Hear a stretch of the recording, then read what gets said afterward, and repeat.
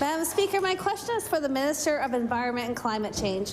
Last month, Nova Scotians were shocked to discover that the government had quietly made changes that will make it easier for developers to build on fragile wetlands. We've heard concerns that these changes place too much control and discretion in the hands of the minister and developers, something which is becoming a pattern of this government. Why is this government so willing to sacrifice our environment for the sake of private profits? I recognize the Honourable Minister of Environment and Climate Change. Thank you, Madam Speaker, and I reject the premise of that question. Madam Speaker, this is a government that highly values the protection and conservation of land. Madam Speaker, despite what the opposition has heard, there have been absolutely no changes to the wetland policy, not a single change to a sentence. Not a single change to a paragraph. And Madam Speaker, I'm happy to table that wetlands policy.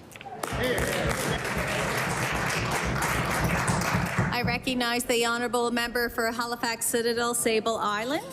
Madam Speaker, we've also looked at the policy changes and we've heard from advocates. And in fact, they are described by one advocate as, quote, a decision to develop land and to push big industrial projects through for short-term economic gain. And I'll table that. It's more important than ever to protect our limited and invaluable wetlands.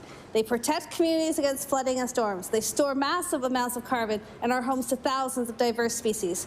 We, like all Nova Scotians, know how desperately we need housing to be built, but why does this government act like it's not possible to protect the environment and build housing? The Honourable Minister for Environment and Climate Change. Thank you, Madam Speaker. It's more important than ever to view housing as a necessary public function in the context of sustainable development.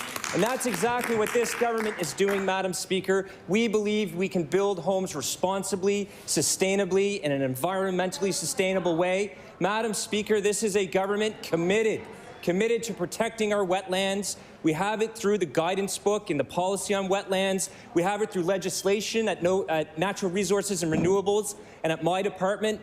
We have it through regulations. We have it through a 20% land conservation target in the Environmental Goals and Climate Change Reduction Act. We've invested $20 million for the Nova Scotia Crown Share Legacy and $28.5 million from the federal government for land conservation. Thank you, Madam Speaker.